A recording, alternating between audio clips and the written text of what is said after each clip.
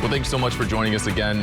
This is OpenLine, and we're talking with the folks over at the Tennessee Wildlife Resource Agency. A few of these gentlemen are, we're talking to you guys about boating safety. Obviously this is that time of year where people are trying to get the boats out on the water. They're trying to spend as much time outside as possible, even with the heat that we've got going on.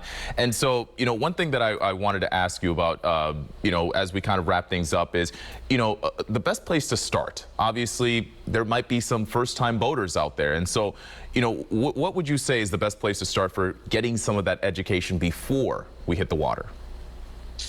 Yeah, so we've got these resources. It's called the Handbook, but it's the Handbook of Tennessee Boating Laws and Responsibilities. Getting your hands on one of these and reading through it, keeping it on your vessel, I think would be paramount. It actually has the website at the top, boated.com, which is where you would go to study for your boating education exam. You can find the PDF copy of this on our website at TWRA. And I mean, it just has very valuable information in it. It has how to stay safe. It also has laws in regards to boating. It also has on the very back here a Tennessee required equipment checklist, which you could look at what type of vessel you have and see what is exactly required per that vessel. This right here will keep you from getting into trouble, but also getting into trouble with me and Sergeant Karch as far as citations might be concerned. So this is a very, very valuable piece of information I would recommend every single person have. And this would be something that if you are not required to have the boating education in Tennessee, if you're familiar with this, this will make you a defensive driver, and this will teach you the navigation laws, what the buoys mean, what the navigation lights mean, how to pass vessels. So this right here is a great place to start.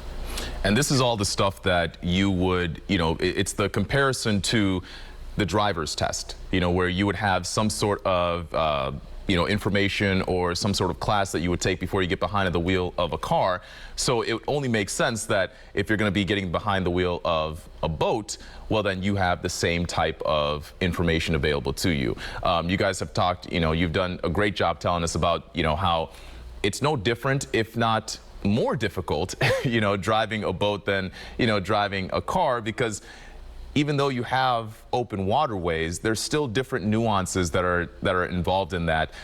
If you can, Sergeant Karch, just kind of, rehash some of the important things that people should keep in mind that's different compared to driving a car. Sure. So obviously you don't have any lines painting your direction of travel. There are understood navigation laws that we have in place on the waterways, but a lot of people just don't know about those. So knowing and educating yourself prior to stepping on the waterway in a boat for the first time is familiarizing yourself with those navigation laws that, you pass port to port, on a head-on situation, or if you're approaching someone from behind, if you're in a narrow channel, how to operate your vessel like that. And if you see a vessel approaching you and you know that they are breaking navigation law, making sure that you take early and substantial action to avoid a collision is very, very important. But we've also got all kinds of environmental factors out on the waterways. We've got fog, we've got a crazy amount of glare out there on sunny days.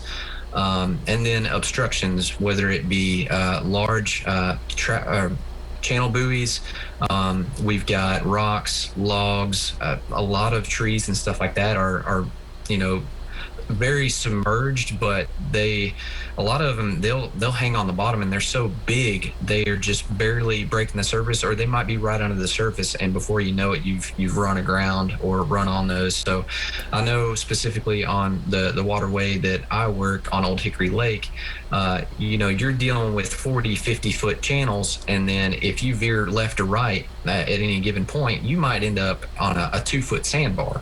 And so you definitely have to know where those channels are prior to getting on the waterway. Have a good app or a GPS chart on board, Humminbird, Lowrance, Garmin, any of those things to help you out.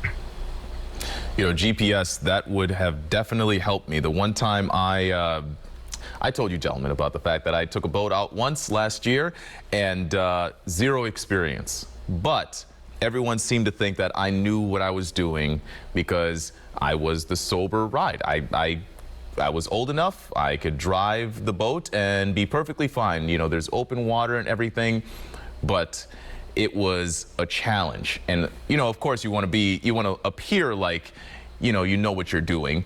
And and I'm sure other people are, you know, listening in thinking, yeah, I mean, that's kind of what you do. But, you know, there's a lot more to it. And I'm thankful that you guys, you know, could fill in the blanks and kind of just tell us that, you know, it's a lot more complicated than it looks. Absolutely.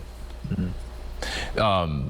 You know, this is, I guess I want to just give you guys another opportunity just to, you know, your final thoughts, you know, for anyone who is thinking about getting out, you know, whether it's this weekend, this summer, what have you, and they're hoping to enjoy a good time on the lake. You know, final thoughts. My final thoughts, I'm sorry, Clay, go ahead. Okay. Something that I would just like to touch on really quick would be the paddle sports. We also enforce laws regarding paddle sports, and it has increased significantly in the last 10 years in the state. And so some general regulations to know is whether you're on a paddleboard, a kayak, a canoe, you have to have a life jacket on that vessel with you. You do not have to be wearing it, but you do have to have a U.S. Coast Guard approved life jacket with you. That is a huge thing that we run into on Old Hickory Lake and Percy Priest Lake. And some safety aspects that go along with that is, you know, we see a lot of these people out in the middle of the channels, in the middle of the lake on a Saturday when you've got hundreds of boats on the water. And it's a very dangerous situation, just to be frankly honest. It's not understood how dangerous it can be, but you have to take the same precautions as you would in a motorboat as far as being a defensive driver. And the maneuverability that you have in a paddle sport is nowhere near the same as obviously what you would have in a motorized vessel. Absolutely. If you're out there at nighttime, you have to have a white light that you can hold up so somebody knows that you're there. So those things, we unfortunately had an increase in incidents regarding paddlecraft last year in the state. So it's something that we really need to hammer down and get the education out there and keep people safe on paddlecraft as well as motorized vessels. Gotcha. And unfortunately, we're getting down to the end of the show here, but I did want to give Sergeant Karch a quick moment to mention any final thoughts? Sure. So the biggest thing is just to seek out some further education. I know the boating test that we require by law is just the foundation of knowledge, but you really need to seek some hands-on experience. And I would encourage anybody that has a family member or a friend or anything like that that has a boat and they are experienced, reach out to them and, you know, maybe say, hey, I need some help. I want to gain some experience. Get out there during a slow day during the week if you can, not on a busy holiday or weekend, and just practice. You know, practice as much as you can, and that's really going to help you. And then those that, you know, choose to drink, make sure that you have a designated sober operator, and that, you know, basically those people are familiar with that boat and know how to operate, and they have that experience. Well, gentlemen, I want to thank you guys so much for taking the time to, you know, share your thoughts, and we're happy to have you anytime. So just stop back on. But we'll head to break again, folks. Thank you so much for joining us.